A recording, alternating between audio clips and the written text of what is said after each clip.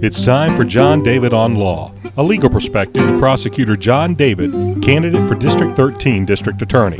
For more information about Jon David's campaign to bring honest, integrity-driven law enforcement to Bladen, Brunswick, and Columbus counties, please check out his website at jondavidforda.com. And now, along with Jon David, here's the host of the program, Robbie Kendall.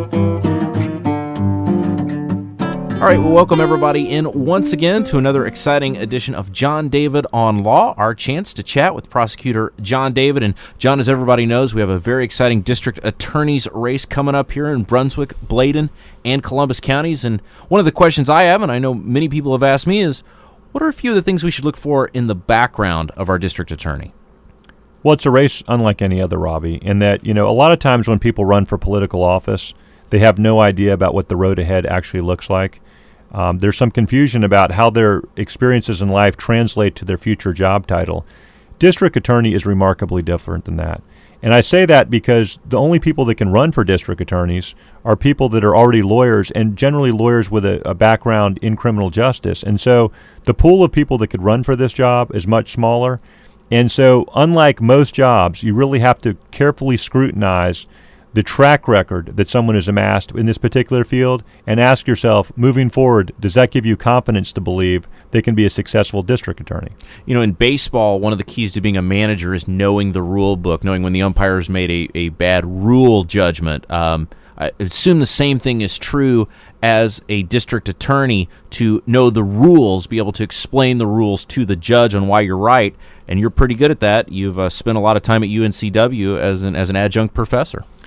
Well, my background in criminal justice is varied. I have a degree in criminal justice from Florida State University. I then went to law school, and now I teach myself at UNCW as an adjunct professor in criminal justice. So the scholarship of criminal justice is very important to me, but perhaps what I'm most proud of is my experiences in the trenches, actually fighting crime, not talking about making a difference, but doing something about it every day. And I've been doing that, Robbie, for 15 years. You've been prosecuting criminals for 14 years now, between your time, of course, here in southeastern North Carolina and Miami, where you were before. I assume you're always learning in the courtroom. Each and every day you have a new experience that you say, I can take this with me as I continue to prosecute criminals.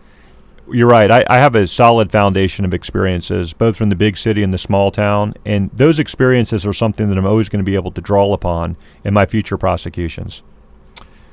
You're in charge of people in your position. Your job is to delegate authority and enforce authority. What are the few of the things you've learned as your time serving under others that you think will be good to bring into the courtroom as the big boss? Leadership by example, I think, is something that's going to define my administration. If you ask me to define myself, if this were a military conflict, I think I'm much more in the mold of field general.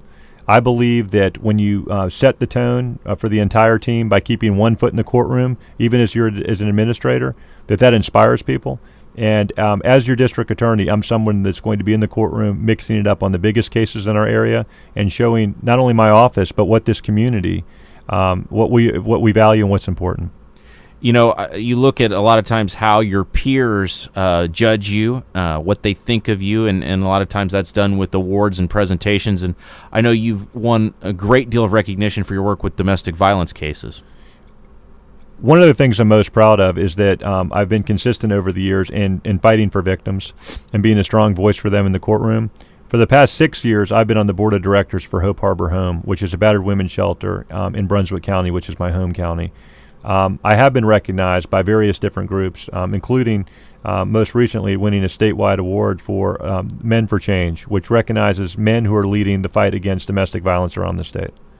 One of the problems a lot of people have had with our previous administration that's been enforcing justice is they feel some favoritism has been leveraged in certain cases, and justice may be not served. How can you guarantee us that your experience will help you stay away from that sort of favoritism that people are frankly very upset with? The community has a right to be concerned about that, and justice should be blind. The thing that should give people the most hope is that they can look over the track record and experiences that I've had since I've been a prosecutor for 10 years in southeastern North Carolina and carefully scrutinize whether or not I've done that already. And I think people will learn about me is that I look to the facts and the law as a guidepost, to what justice should be in any case, not who your daddy is or where you're from or any of these other impermissible considerations. I look to the law. Final question as we wrap up our conversation today. People will say about your opponent, yes, he's on the other side of the aisle, but he has been in the courtroom for a long time as well. Why do you feel your experience is more valuable? Let us never confuse a knowledge of criminal law with the ability to be a crime fighter. It is a radically different skill set. Being a crime fighter means working with cops and for victims to achieve justice.